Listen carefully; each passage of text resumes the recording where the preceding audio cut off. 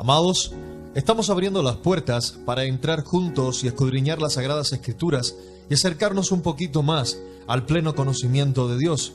En esta ocasión, estamos hablando sobre el tema de la santidad de Dios, algo sobre lo cual el verdadero creyente debe escudriñar en las Sagradas Escrituras y llegar al conocimiento lo más cercano posible sobre lo que implica la santidad de nuestro Señor.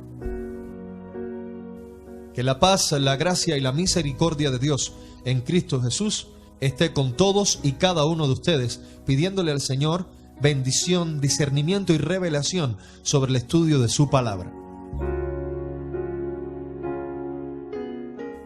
Retomando las Escrituras en Isaías capítulo 6, sobre el cual hemos estado hablando, vemos que Dios no consoló a Isaías, ni tampoco lo condenó, sino que envió al serafín, el cual tomó el carbón con unas tenazas, porque estaba tan caliente que ni el propio serafín lo podía tomar del altar con sus manos.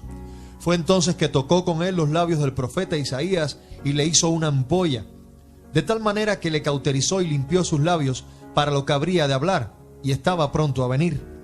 Fue así que Dios perdonó sus pecados, y cuando preguntó el Señor, ¿a quién enviaré?, Isaías no tardó en decir, heme aquí, envíame a mí, lo cual podemos ver en Isaías capítulo 6, versículo 8. Siendo así que Dios limpia a la persona y posteriormente la envía a cumplir su propósito que ya ha sido previamente establecido por él.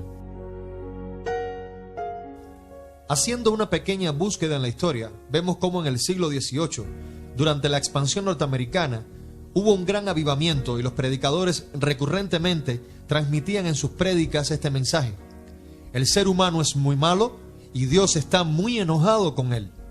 Tan grande fue el énfasis en el pecado humano y en la ira de Dios que muchos lo llegaron a llamar la teología del miedo.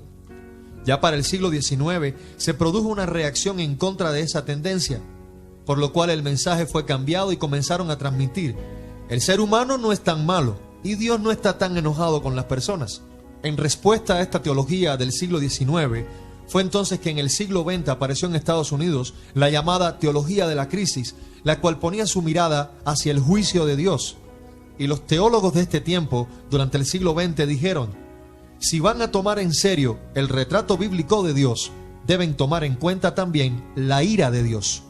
Algunos extremistas decían que ciertas características de Dios que se veían en el Antiguo Testamento eran irracionales en el propio carácter de Dios, y que es inaceptable ver tales manifestaciones de la ira en él, y que tales cosas no son manifestaciones de justicia y santidad, sino que probablemente fuesen un defecto en su propio carácter. Hay teólogos que hablan de el lado oscuro de Yahvé, algo que se produce impulsado por manifestaciones repentinas, no provocadas, de una ira antojadiza, caprichosa y arbitraria de su parte, algo que apoyan basados en Levíticos capítulo 10, versículo 1 y 2, cuando Nadab y Abiú son consumidos delante de la presencia de Jehová, o incluso mediante la muerte de Ananías y Zafira, narrado en Hechos capítulo 5, versículos del 1 al 11. Probablemente Aarón, sacerdote del Dios Altísimo, haya dicho en su corazón: ¿qué clase de Dios es este que aún yo sirviéndole, él se lleva a mis hijos? Pero Moisés habló a Aarón las palabras de Dios diciendo: en los que a mí se acercan, me santificaré, y en presencia de todo el pueblo seré glorificado, tal cual vemos en Levítico capítulo 10, versículo 3. Fue entonces que Aarón entendió y cayó delante de Dios. Así vemos claramente que los principios que Dios establece no son negociables. Y asimismo dijo Aarón: seré considerado santo por cualquiera que presuma servirme, y ante el pueblo seré tratado con reverencia. Cuando vemos la historia de Usa el coatita, quien tocó el arca para evitar que cayera al suelo a causa del tambalear desde la carreta en que estaba siendo transportada, él murió súbitamente al tocarla de manera involuntaria. Véase 2 de Samuel capítulo 6 del 6 al 8. Y aunque no dejemos de considerar que probablemente Usa haya muerto de un ataque al corazón, aquí podemos ver, desde un contexto social histórico, la manera en que un pueblo primitivo, con carácter nómada, interpreta ciertas cosas buscando justificar el hecho de que Dios no haría este tipo de cosas. Sin embargo, en el Antiguo Testamento, cuando leemos la historia de los coatitas, vemos lo sucedido de manera muy clara. Solamente los levitas fueron apartados por Dios para el sacerdocio. Coat fue uno de los hijos de Leví, separado desde su niñez para que cuidaran meticulosamente de las cosas sagradas de Dios. Y el Señor estableció que nunca tocarían el trono de Dios, porque morirían. Véase en Números capítulo 4. El arca debía ser transportada para siempre a pie, pero al tener prisa, la llevaron sobre la carreta y por los baches del camino estuvo a punto de caer. Su pecado fue suponer que sus manos estaban menos contaminadas que la propia tierra sobre la cual habría de caer el arca, cuando en realidad la tierra obedece a las leyes de Dios y no hay nada profano ahí. Pero son las manos del hombre las cuales Dios mismo dio a conocer que no querría que estuviesen sobre el arca debido a la propia condición pecaminosa del hombre, y es por ello que Dios quitó la vida de Usa.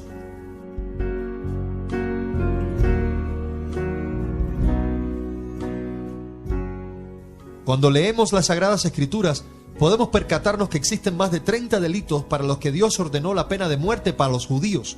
Los podemos ver en Deuteronomio 17:11, Números 15 del 31 al 35, Deuteronomio 19, 11 al 12, Juan capítulo 8, y estos son solamente algunos de esos versículos. Pero no fue solamente por asesinato que Dios ordenó esto, sino también por homosexualidad, adulterio, ir a un adivino, e incluso si un hijo avergonzaba a sus padres, podía ser condenado a muerte. Y como estos, algunos otros sobre los cuales Dios también ordenó que se declarase la pena de muerte, motivo por el cual algunos teólogos han declarado: cuán primitivo, sanguinario y severo es este Dios. No puede ser el espíritu de amor y misericordia a la luz del Nuevo Testamento. Cuando Marción de Sinope hizo la compilación de los libros de la Biblia, aproximadamente entre el 120 y 130 después de nuestro Señor Jesucristo, se produjo el primer canon de las Sagradas Escrituras, el cual realmente fue un libro muy extraño. El Antiguo Testamento estaba ausente y asimismo muchos de los evangelios estaban ausentes en él. Faltaban muchos documentos porque Marción decía que el Dios del Antiguo Testamento no podía estar ahí, ya que Jesús revelaba una deidad distinta y no una personalidad explosiva y malgeniada, lo cual se vio desde el Sinaí en el Antiguo Testamento. Y aún hoy hay quienes dicen que tal Dios no les resulta soportable y que al comparar el Nuevo y el Antiguo Testamentos, el Antiguo les resulta demasiado severo. El controversial teólogo alemán Hans Kühn, en su obra Justificación, habla sobre la aparente injusticia de la ira de Dios y específicamente en el Antiguo Testamento, sobre lo cual dice, y cito: el verdadero misterio de la iniquidad, el real rompecabezas, no es que un Dios santo y justo debe ejercer justicia. ¿Qué hay de misterio en un Creador santo que por su propia voluntad castigue a las criaturas desobedientes? El verdadero misterio es por qué Dios, de generación en generación, tolera criaturas rebeldes que cometen traición cósmica en contra de su autoridad. Si recordamos que hay más de 30 delitos capitales en el Antiguo Testamento, eso no representaría una forma cruel e inusual de injusticia en manos de Dios, sino que representa en sí misma una reducción masiva en la cantidad de delitos capitales. Pensemos en las reglas establecidas en la creación.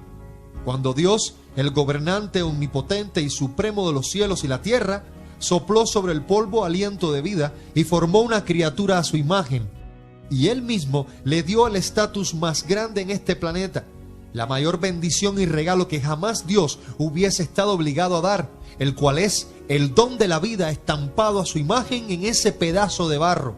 Sin embargo, el Señor también advirtió, conforme nos dice Ezequiel capítulo 18 versículo 4, y cito: he aquí que todas las almas son mías, como el alma del Padre, así el alma del Hijo es mía.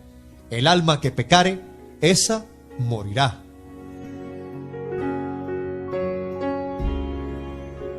Amados, grande es la gracia y la misericordia de Dios para con nosotros, tal cual nos dice Romanos capítulo 5 versículo 8, y cito: pero Dios muestra su amor para con nosotros, en que siendo aún pecadores, Cristo murió por nosotros, sabiendo que en Él y por medio de Él tenemos la esperanza de la salvación y la vida eterna. Al Señor sea toda la gloria, y a usted, muy amado del Señor, que Dios le bendiga.